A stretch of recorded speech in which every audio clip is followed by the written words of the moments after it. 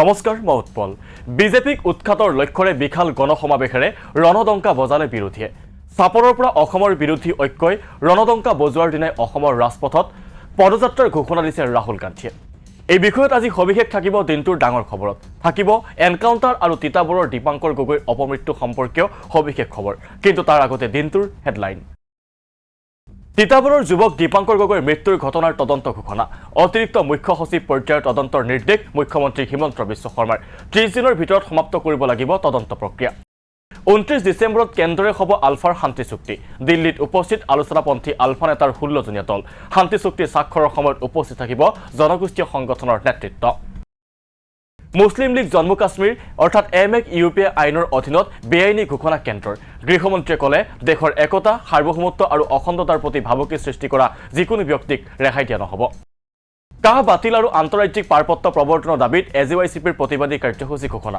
29 ডিচেম্বৰত সকলো জিলা সদৰত 3 ঘণ্টীয়া অৱস্থান ধৰ্মঘট 22 জানুৱাৰীত ৰাম মন্দিৰ মুকলি অনুষ্ঠানলৈ নাযায় পশ্চিমবংগৰ মুখ্যমন্ত্ৰী মমতা বেনাৰ্জী অনুষ্ঠানলৈ দলৰ কোনো প্ৰতিনিধিকো প্ৰেৰণ নকৰাৰ সিদ্ধান্ত তৃণমূল কংগ্ৰেছৰ সাংসদৰ মিমিক্ৰি সন্দৰ্ভত সাংসদ ৰঞ্জন গগৈৰ প্ৰতিক্ৰিয়া ৰঞ্জন গগৈ কয় কংগ্ৰেছে উপৰাষ্ট্ৰপতি জগদীপ ধনখৰৰ বিনম্ৰতাক উপলুঙা কৰিছে অসমৰ পৰা বিজেপিক উৎখাতৰ লক্ষ্যৰে বিশাল গণসমাৱেশ অসমৰ বিৰোধী ঐক্যমঞ্চৰ 15টা ৰাজনৈতিক দলৰ অংশগ্ৰহণেৰে চাপৰৰ পৰা বিৰোধীয়ে বজালে 24ৰ ৰণদংকা বিৰোধীৰ গণসমাৱেশত দেখা গ'ল জনতাৰ বিশাল অংশগ্ৰহণ বিশাল গণসমাৱেশেৰে বিৰোধীয়ে বজালে ৰণদংকা চাপৰত অনুষ্ঠিত বিৰোধী ঐক্যমঞ্চৰ প্ৰতিনিধি সভাত পণ ল'লে আগন্তুক লোকসভা নিৰ্বাচনত বিজেপিক অসমৰ পৰা উৎখাত কৰাৰ 15টাকৈ বিৰোধী দলৰ অংশগ্ৰহণেৰে অনুষ্ঠিত প্ৰতিনিধি সভাৰ পাছতেই ৰূপায়ণ কৰা হয় বিশাল শোভাযাত্ৰাৰ পাছত অনুষ্ঠিত গণসমাৱেশত পৰিলক্ষিত হয় জনতাৰ বিশাল অংশগ্ৰহণ বিৰোধীৰ সভাত কংগ্ৰেছ নেতা ভূপেন বৰাৰ উপৰিও অংশলৈ ৰকিবুল হুছেইন তৃণমূল কংগ্ৰেছৰ নেতা ৰিপুন বৰা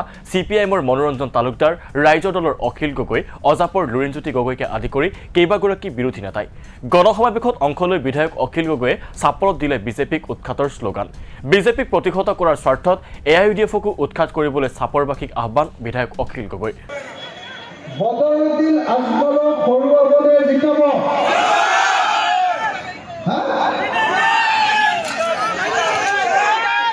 বদৰুদ্দিন আজমলক জিকাব নেকি বদৰুদ্দিন আজমল ডাঙৰীয়াক ভোট দিয়াতকৈ ডাইৰেক্টলি হিমন্ত বিশ্বক ভোট দি দিব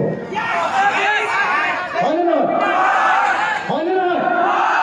বদৰুদ্দিন আজমল আৰু হিমন্ত বিশ্ব শৰ্মাই দুইজনে লগ লাগি খেলটো খেলি আছে বুলি গম পায়নে নাপায় ভালকে গম পায়নে নাপায় হয়তো বেলেগ কথা একো নালাগে বিৰোধীৰ গণসমাৱেশত বিজেপিক উৎখাত কৰিবলৈ অসমবাসীক উদ্দেশ্যি একে আহ্বান ৰকিবুল হুছেইনৰো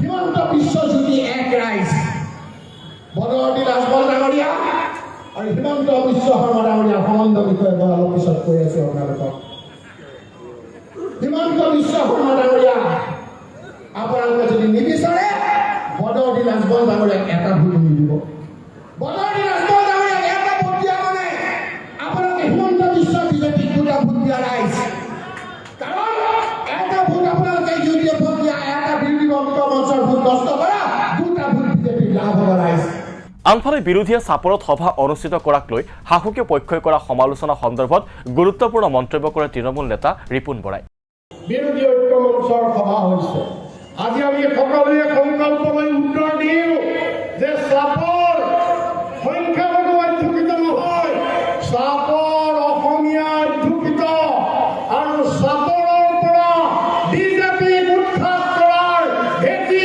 আজি চাপৰত আমি অনুষ্ঠিত কৰিম হিমন্ত বিশ্ব পবিত্ৰ মাৰ্ঘেৰিটা আৰু বিজেপিৰ জিনাল সেৱা চামুণ্ডা তোমালোকে টিকেট কৰিছা যোগ্য প্ৰত্যুত্তৰ আজি আমি দিবলৈ ঠিক হৈছো যিদিনা 24ৰ নিৰ্বাচনত বেলট বক্স খুলিব EVM খুলিব সেইদিনা গম পাব যে চাপৰ সংখ্যালঘুৰ ভেটি নহয় চাপৰ বিজেপিৰ কবৰ চাপৰৰ পৰা আমি আৰম্ভ কৰিম আনহাতে শেহতীয়াকৈ অসমত সংঘটিত এনকাউণ্টাৰ সন্দৰ্ভতো অসম চৰকাৰক ঘোৰ সমালোচনা কৰে অজাপ নেতা লুৰিণজ্যোতি গগৈয়ে চৰকাৰে বিভিন্ন ধৰণৰ সমালোচনা কৰিছে যোৱা কিছুদিনৰ পৰা আপোনালোকে সকলোৱে দেখিছে যে এনকাউণ্টাৰ কৰি মানুহ মৰা কাম আৰম্ভ কৰিছে মানুহৰ অধিকাৰ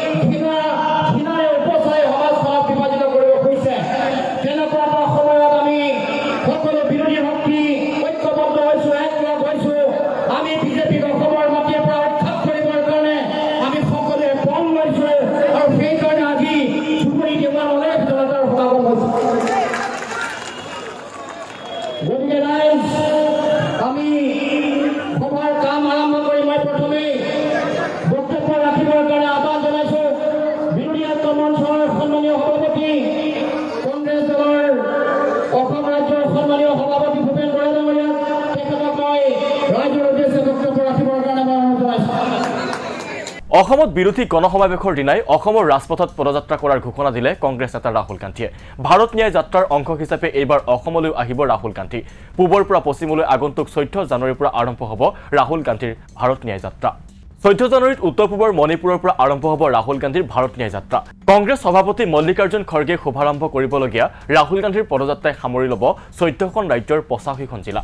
মণিপুৰ, নাগালেণ্ড, অসম, মেঘালয়, পশ্চিমবংগ, বিহাৰ, ঝাৰখণ্ড, উৰিষ্যা, উত্তৰ প্ৰদেশ, মধ্যপ্ৰদেশ, ছত্তীশগড়, ৰাজস্থান, গুজৰাট আৰু মহাৰাষ্ট্ৰৰ মাজেৰে সৰ্বমুঠ 6200 কিলোমিটাৰ যাত্ৰা কৰিব ৰাহুল গান্ধীয়ে। এক সংবাদমেলত কংগ্ৰেছ নেতৃত্বই কয়, অৰ্থনৈতিক বৈষম্যতা, সামাজিক বিভাজন আৰু ৰাজনৈতিক একনায়কত্ববাদৰ উপৰিও ভাৰত ন্যায় যাত্ৰাৰ ইছ্যু হ'ব অৰ্থনৈতিক, সামাজিক আৰু ৰাজনৈতিক ন্যায়।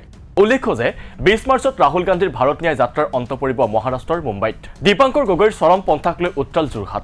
বুধবাৰে যোৰহাটত তিতাবৰ থানাত উত্তাল প্ৰতিবাদ সাব্যস্ত কৰে শ শ লোকে। সমান্তৰালভাৱে ঘটনা সন্দৰ্ভত আৰক্ষীৰ বিৰুদ্ধে এলানি বিস্ফোৰক অভিযোগ উত্থাপন কৰিছে প্ৰতিবাদকাৰীয়ে। দীপাংকৰ গগৈৰ ন্যায়ৰ দাবীত উত্তাল প্ৰতিবাদ তিতাবৰত উত্তাল প্ৰতিবাদ সাব্যস্ত শ শ মহিলাৰ। সচেতন মহিলা মঞ্চৰ উদ্যোগত তিতাবৰ থানা ঘেৰাও কৰে শ শ মহিলাই। দীপাংকৰ গগৈৰ পৰিয়ালে ন্যায় নোপোৱালৈ প্ৰতিবাদ অব্যাহত থাকিব বুলি ঘোষণা সচেতন মহিলা মঞ্চৰ।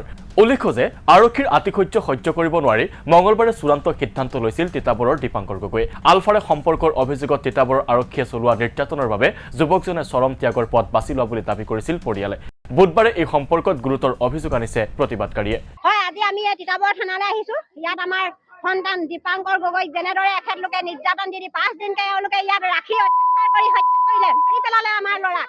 এতিয়া আমি ল'ৰা ন্যায় বিচাৰি আহিছো। দৰিদ্ৰ পৰিয়ালৰ যি এতিয়া সন্তান, মাক দেউতাকৰ তেজ খাই অসম পুলিচে মূৰ চুবালে আৰু কেইটা মূৰ চুবাব আপুনি লিষ্টেড কৰিছে নে নাই? যোৰহাটৰ এছপিয়ে যি নিৰ্যাতন কৰিলে, ইয়াৰ পৰা অনা নিয়া কৰি যি অত্যাচাৰ কৰিলে, অনাদি পলমে আপোনালোকে ইয়াৰ বিচাৰ বিবেচনা কৰি নিলম্বন কৰক। নহয়, চাওক, আমাক এটা কথাই লাগে, কোন আৰক্ষীয়ে গৈ উঠাই আনিছিলে আৰু কি প্ৰমাণৰ ভিত্তিত উঠাই আনিছিলে, এই কথাটো আমাক লাগিব।